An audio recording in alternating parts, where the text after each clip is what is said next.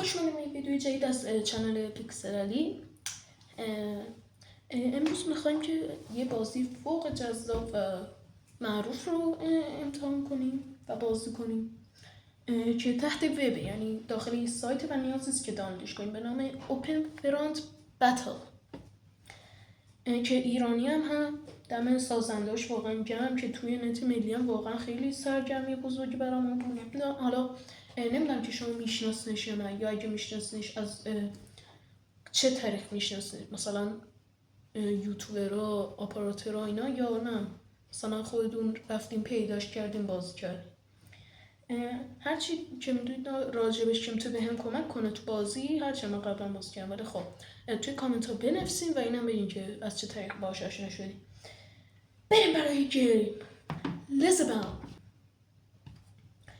خب ما اول از همه که خب اینجا یه سری این داریم که من میخوام تک نفرش برم و اگه میبینی اینطوری شکلش به خاطر اینی که یعنی افقیه، به خاطر اینی که تو یوتیوب بتونم بزنمش. خب شروع میکنیم بچه ها. من میخوام همین مستقیم شروع بازی. حتی اگه ببینم که مشکل داره همون حالت عادیش میکنم. کپتن انگار نه خیلی خوبه بنظرم. آره خب بریم زلم تا بفهم. او بزن یه جور بزن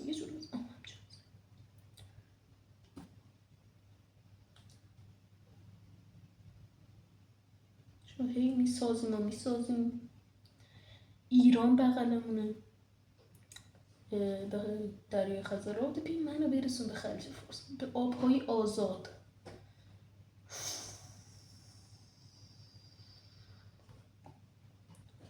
بچه واسه تگتون تو بازی بزنیم PXL برای خودم، پیکسل علی ها، پیکسل آرمی.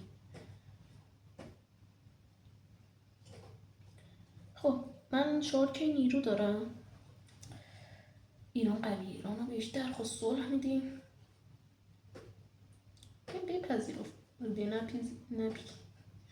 نپذیرفتی پذیرفت. خب من اول اصلا خب طبیعتا اینو میگم چرا که برای خلیج فارس راه پیدا کنم. بچه من خواهیم بار که اوپن فرانت باز کردم، فکر کنم تو اون دوران بود که نتا قطع رو بودم، فکر کنم 5-6 روز آخر. آره این روزا بود آخرین بار که بازی کردم. یاسه چت شد. عربستان بد گنده. عربستان چیش گنده هست؟ آره واقعا گنده هست.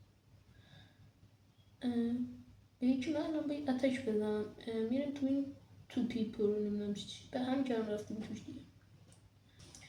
خب همطور که میبینید نوشته که با شما بردید و هم بازی تموم شد. حتما بگید که دفعه بعدی چی کار کنی، مثلا حالتش رو چی بذاری، مودش، مود سخت یا مثلا رباتاش چند تا باشن، اینا رو تو کامنت ها بنویسین. لایک ها ساب یادتون نره. مرسی که این ویدیو رو دیدین. تا درود دیگه بدرود.